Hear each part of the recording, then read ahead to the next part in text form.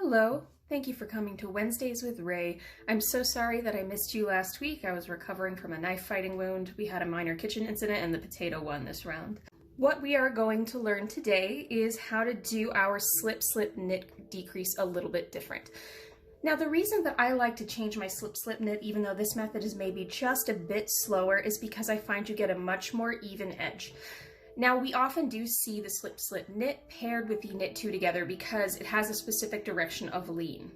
A slip knit, as you will see here, leans to the left, whereas a knit two together will lean to the right.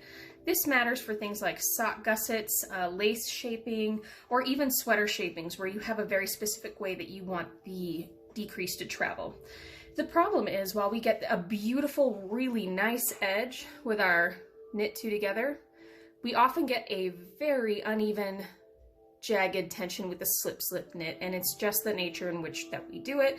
It's very hard to do a slip knit and get it to be as consistent. It usually requires a lot of fiddling around after knitting to manually pull the stitches in place, and nobody wants to do that. So I do something called the slip, twist, purl. And as you can see in this sample, here's my beautiful knit two together edge that's even, and the slip twist purl is actually a great even matching edge as well. I didn't have to go back and adjust this at all. Again, both of these samples are knit with the same needle, same yarn. We have this uneven edge on this one. Nice even edge on this one. Today we're just going to go over that one specific decrease over and over again so you can kind of get the hang of it. It is a little bit slower starting out, but you do get into a flow once you've done it a bit. So I do recommend trying this in a swatch and just repeating it over and over until it kind of feels a little bit more natural. So first, let's go over a slip knit.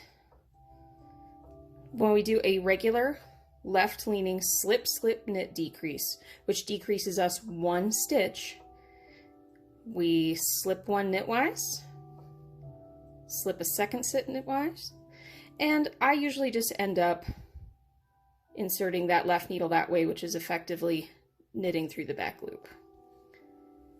Okay, so that is our standard slip knit. The problem is when you come back and do your regular row on the wrong side, or even just your resting row if you're working in the round, that's where you get that uneven tension and that jagged sort of edge. So what I'm going to show you today, let's just knit a stitch to get away from that, is the slip, twist, purl. So I'm going to do this slowly a few times because it is a little weird.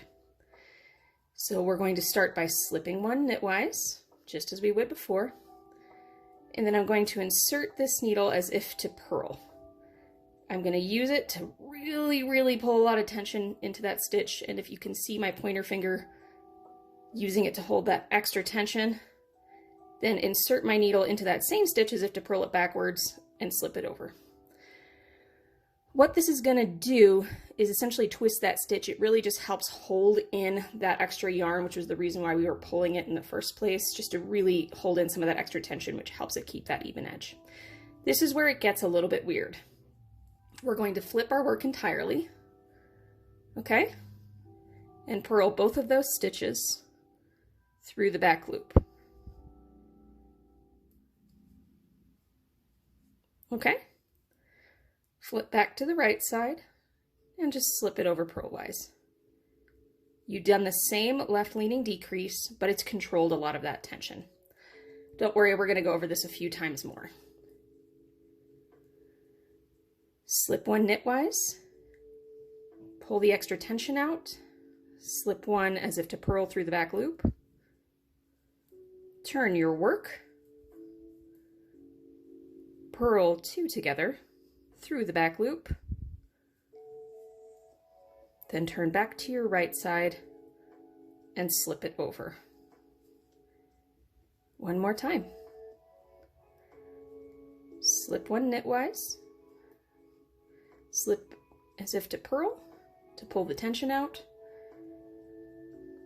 slip one as if to purl through the back loop, turn your work, purl two together through the back loop,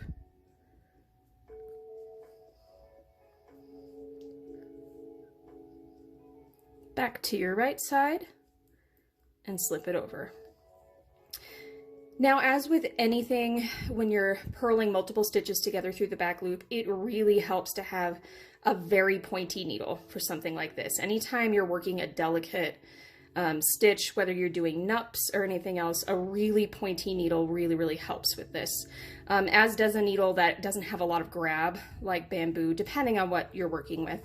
But for most yarns, you're going to want a needle that has a decent amount of slip and a really sharp point. So let's do that stitch just a few more times. Slip one knitwise, pull the tension out and slip it as if to purl through the back loop.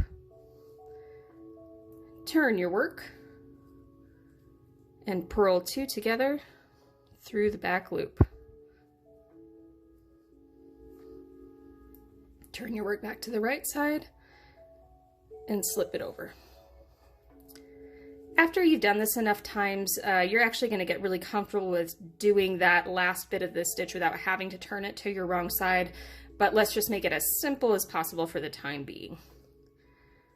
Slip one knitwise, pull the extra tension out and slip as if to purl through the back loop. Purl two together through the back loop. And then slip it back over. Thank y'all. I know this was a little bit of a complicated one today, so thank you for hanging in there with me. Hopefully this technique makes you as happy as it did me when I figured it out, because I gotta tell you, that uneven edge used to be the bane of my existence. So hopefully this helps you clean up your knitting as well as it did mine. Thank you, and I'll see you next week.